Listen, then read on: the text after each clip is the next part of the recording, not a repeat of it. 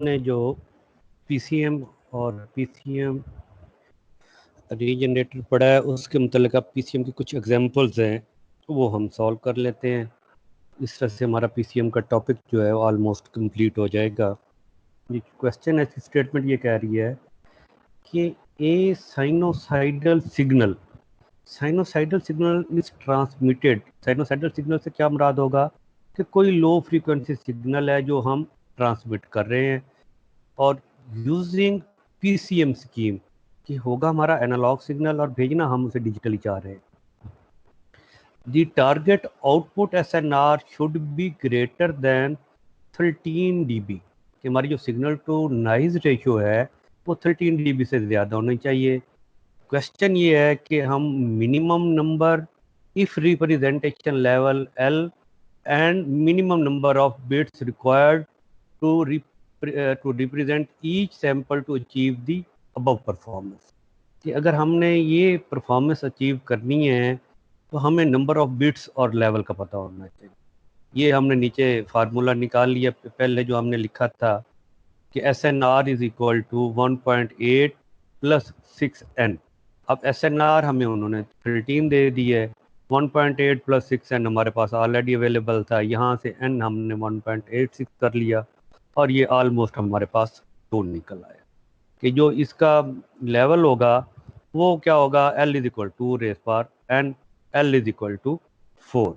4 levels आ जाएंगे, 2 bits होंगे। ये सिंपल सा इसका क्वेश्चन है।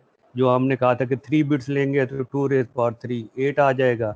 यहाँ हमने देखा कि अगर 13 हमें चाहिए तो 2 बिट्स होंगी और लेवल उसका 4 आ जाएगा।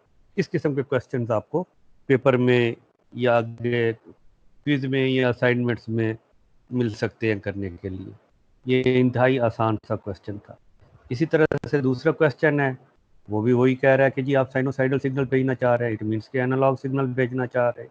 उसमें उसने एसटी बता दिया है। एसटी से मुराद यही है कि स्मॉल लेस है, स्मॉल ब्रैकेट वो उसमें पैरेंथेसिस में टी है तो ये कंटिन्यूस टाइम सिग्नल होगा।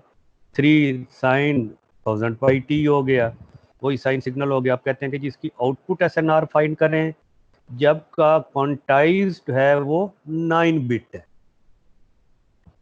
जैसे हमने 3 बिट 2 बिट किया, यहाँ पे 9 बिट पीसीएम है। और फिर वो कहता है कि जी इसके बिट्स नीडेड बताएं कितनी होंगी अगर एसएनआर इसका हमें कम से कम 40 चाहिए हो। अब पहले वाले पोर्शन को सॉल्व करना चाहें तो बड़ा आसान सा है कि क्या है, एन हमें उसने दे दिया है कि जी इसकी 9 बिट्स होनी चाहिए। फाइंड क्या करना है, एसएनआर। एसएनआर किसके बराबर होता है, 1.8 plus 6n। 1.8 plus 6 into N 55.8 dB इसका एसएनआर हो गया। वो अब कहता है कि हमें ये बताएं कि ये तो 9 बिट्स थी तो 55 dB आ गया, हमें अब चाहिए 40 dB। 40 dB चाहिए तो उसके लिए हमें कितनी बिट्स चाहिए होंगी। तो नेचुरली सी बात है SNR पे वो रख देंगे, इधर से n निकल आएगा। यही 40 इधर रख दिया और इधर से हमारे पास 6.36 निकल आया। ऑलमोस्ट हमें 7 बिट्स चाहिए। कुछ भी नहीं है, इंतहाई आसान किस्म का ये क्वेश्चन है। इसी तरीके से अब हमारे पास एक टीवी सिग्नल आ गया। अब वो कहते हैं जी इस टीवी सिग्नल को हमने करना है और इसकी मैक्सिमम फ्रीक्वेंसी कितनी है हमारे पास, 42 मेगाहर्ट्ज़ है। इसको ट्रांसमिट करना है हमने बाइनरी पीसीएम पे और इसकी क्वांटाइजेशन लेवल जो है वो 10 से 24 है। अब इसका कोड वर्ड लेंथ वो बताएं, ट्रांसमिशन बैंडविड्थ बताएं, एसएनआर बताएं, बिट रेट बताएं। अब उसने उसका क्वांटाइजेशन एल बता दिया 10 रेस पावर 24। अब ये किसके बराबर होता है, 2 रेस पावर एन के बराबर होता है। अब यहाँ से हमने एन की वैल्यू निकालनी है तो आप लॉग ले लेंगे। लॉग लेंगे तो उससे कितनी निकल आएंगी वैल्यूज, 10 बिट वैल्यू निकल आएगी। और फिर उसके बाद हमारे पास बैंडविड्थ कितनी है, 42 उसने बता दिया मेगाहर्ट्ज़ है।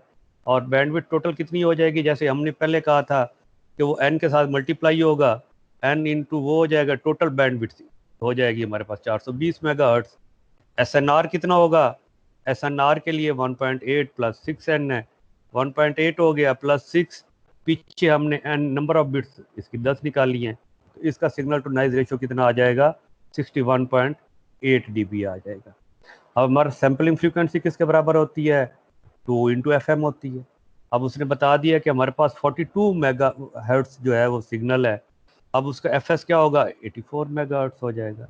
अब हमने उसकी पावर फाइंड करनी है कि वो कितनी होगी, और वो आ जाएगी NFS में। N क्या हो गया, बिट पर सैंपल हो गया, FS क्या हो गया, सैंपल पर सेकंड हो गया। तो ये N हमारे पास 10 था, ये 84 था, तो 840 हमारे पास मेगा बिट पर सेकंड ये इसका डाटा रेट आ जाएगा। ये टोटल हमारे पास क्वेश्चन आ जाएगा।